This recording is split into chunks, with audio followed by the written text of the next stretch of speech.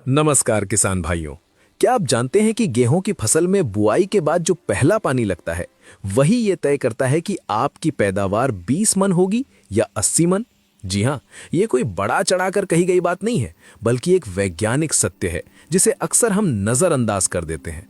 और आज के इस वीडियो में हम उसी सीक्रेट खाद कॉम्बिनेशन का पर्दाफाश करने वाले हैं जो बड़े बड़े कृषि वैज्ञानिक और रिकॉर्ड तोड़ पैदावार लेने वाले किसान इस्तेमाल करते हैं, लेकिन आम किसान तक ये जानकारी सही तरीके से पहुंच नहीं पाती।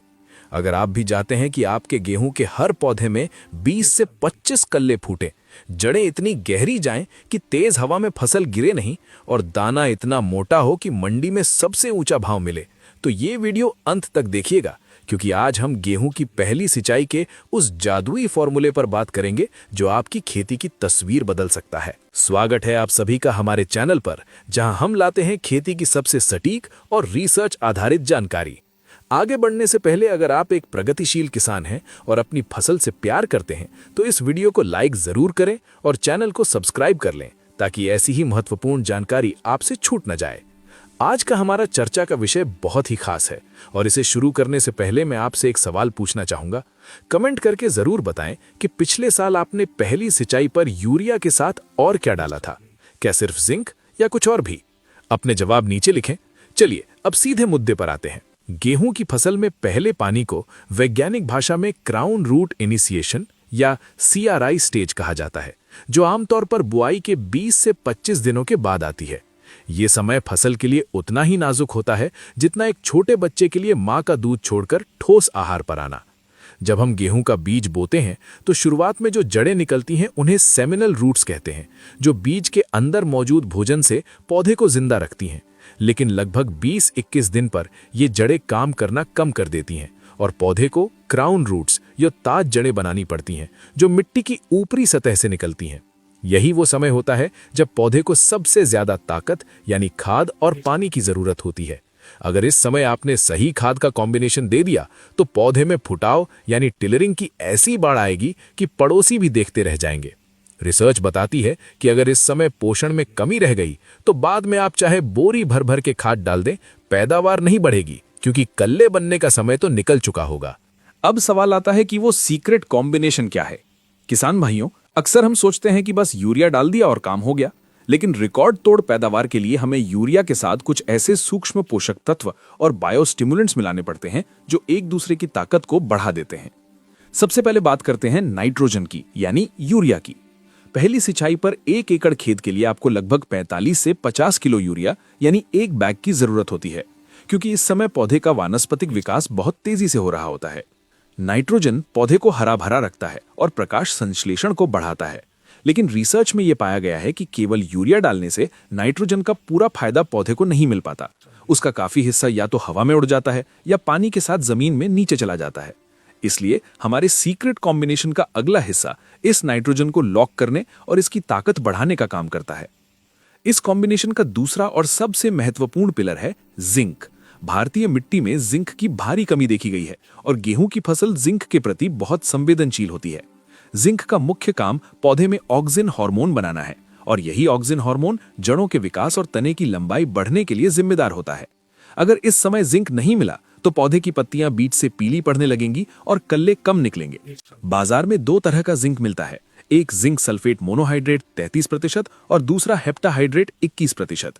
वैज्ञानिक सलाह यह है कि आप 33% वाला जिंक सल्फेट इस्तेमाल करें, जिसकी मात्रा 5 से 7 किलो प्रति एकड़ होनी चाहिए। 33% वाला जिंक इसलिए बेहतर है क्योंकि इसमें जिंक के साथ साथ 15% सल्फर भी मुफ्त मिलता है, जो हमारे अगले घटक के साथ मिलकर कमाल करता है। याद रखें, जिंक को कभी भी DAP के साथ मिलाकर ना डालें, क्योंकि ये दोनों मिलकर जिंक फॉस्फेट बना लेते हैं, जो पत्थर जैसा सख्त होता है और पौधे को नहीं मिल पाता। लेकिन यूरिया के साथ जिंक मिलाना बिल्कुल सुरक्षित और फायदेमंद है। अब आते हैं हमारे कॉम्बिनेशन के तीसरे जादुई घटक पर, जो है सल्फर। किसान भाई अक्सर सल्फर को नजरअंदाज कर देते हैं, लेकिन रिसर्च बताती है कि नाइट्रोजन और सल्फर का चोली दामन का साथ है। अगर पौधे में सल्फर की कमी है तो आप कितना भी यूरिया डाल लें, पौधा उस नाइट्रोजन को पूरी तरह हजम नहीं कर पाएगा और प्रोटीन नहीं बना पाएगा। 1 एकड़ गेहूं के लिए आपको लगभग 3 किलो सल्फर 90% WDG या बेंटोनाइट सल्फर का इस्तेमाल करना चाहिए। सल्फर न केवल यूरिया की क्षमता बढ़ाता है, बल्कि ये एक फंगिसाइड का भी काम करता है और मिट्टी की गर्मी बढ़ाता है, जिससे सर्दियों में भी जड़ों का विकास नहीं रुकता। अगर आपकी मिट्टी खारी या लवणीय है, सलाइन या एल्कलाइन है, तो आप साधारण यूरिया की जगह अमोनियम सल्फेट खाद का प्रयोग करें, जिसमें नाइट्रोजन और सल्फर दोनों होते हैं और ये मिट्टी के पीएच को कम करके पैदावार बढ़ाता है। लेकिन रुकिए, अभी हमारा सीक्रेट फॉर्मूला पूरा नहीं हुआ है। यूरिया, जिंक और सल्फर तो बहुत से किसान डालते हैं, फिर भी रिकॉर्ड पैदावार क्यों नहीं मिलती? अंतर आता है बायो स्टिमुलेंट्स के इस्तेमाल में। आधुनिक कृषि विज्ञान ने सिद्ध किया है कि समुद्री शैवाल, सीवीड एक्सट्रैक्ट और ह्यूमिक एसिड का प्रयोग इस अवस्था में करना टिलरिंग में 15 से 20% तक की वृद्धि कर सकता है। सागरिका या बायोजाइम जैसे उत्पाद जो समुद्री शैवाल से बनते हैं, इनमें प्राकृतिक रूप से साइटोकाइनिन, जिब्रेलिक एसिड और ऑक्सिन जैसे हार्मोन होते हैं। जब आप 8 से 10 किलो सागरिका, दानेदार या Z+ या बायोजीम ग्रैन्यूल्स को यूरिया में मिलाकर डालते हैं, तो ये पौधे की सुप्त कलियों, डॉर्मेंट बड्स को जगा देता है, जिससे एक एक पौधे से 40-50 कल्ले तक निकल सकते हैं। इसके अलावा आप ह्यूमिक एसिड के 5 किलो दानेदार या 1-2 लीटर लिक्विड को भी यूरिया पर कोटिंग करके डाल सकते हैं। ह्यूमिक एसिड मिट्टी को भुरभुरा बनाता है और जड़ों का ऐसा जाल फैलाता है कि पौधा जमीन से हर कतरा पोषक तत्व खींच लेता है। ये यूरिया को भी धीरे धीरे रिलीज करता है, जिससे लंबे समय तक हरियाली बनी रहती है। तो अब आपके पास रिकॉर्ड तोड़ पैदावार का पूरा पर्चा तैयार है। इसे नोट कर लें।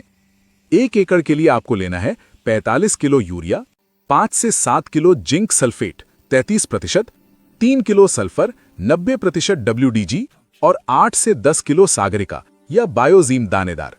इन सब को अच्छे से मिला लें। यहां एक सावधानी बरतनी है। अगर आपकी मिट्टी रेतीली, सैंडी सॉइल है, तो इस मिश्रण का छिड़काव सिंचाई करने के बाद करें, जब पैर जमीन में धंसना बंद हो जाए, ताकि खाद पानी के साथ बहकर जड़ों की पहुंच से दूर लीचिंग न चली जाए। वहीं अगर आपकी मिट्टी भारी या दोमट, क्ले या लोम है, तो आप सिंचाई से पहले छिड़काव कर सकते हैं। पानी के साथ खाद धीरे धीरे जड़ों तक पहुंच जाएगी।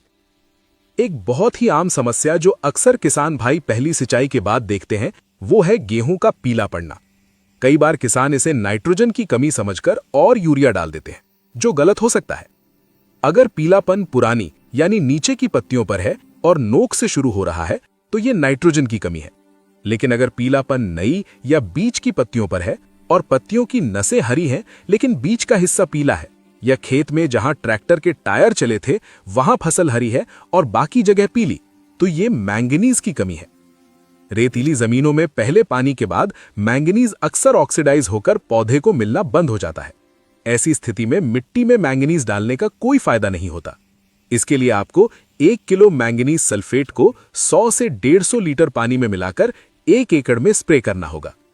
टायर के निशान वाली जगह इसलिए हरी रहती है क्योंकि वहां मिट्टी दबने से हवा कम होती है और मैंगनीज उपलब्ध अवस्था में रहता है।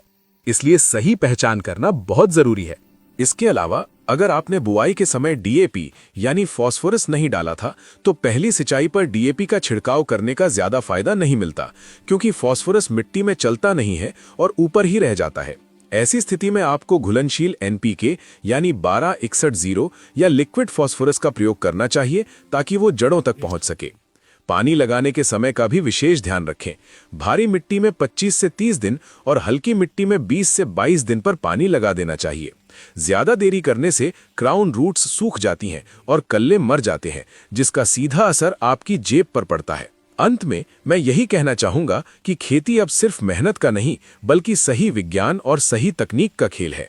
जो किसान भाई इस संतुलित मात्रा और सही समय यानी CRI स्टेज को समझ गए, उनके लिए 80 मन प्रति एकड़ का लक्ष्य कोई मुश्किल बात नहीं है। याद रखें, 45 किलो यूरिया, जिंक यानी 33%, सल्फर और सागरिका या ह्यूमिक एसिड का ये कॉकटेल आपकी गेहूं की फसल में जान डाल देगा।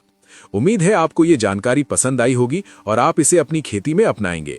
अगर आपके मन में कोई भी सवाल है तो बेझिझक कमेंट बॉक्स में पूछें, हम हर सवाल का जवाब देने की कोशिश करेंगे। खेती किसानी से जुड़ी ऐसी ही वैज्ञानिक और दमदार जानकारियों के लिए हमारे चैनल को सब्सक्राइब करना ना भूलें। मिलते हैं अगले वीडियो में एक और नई जानकारी के साथ। तब तक के लिए धन्यवाद और राम राम।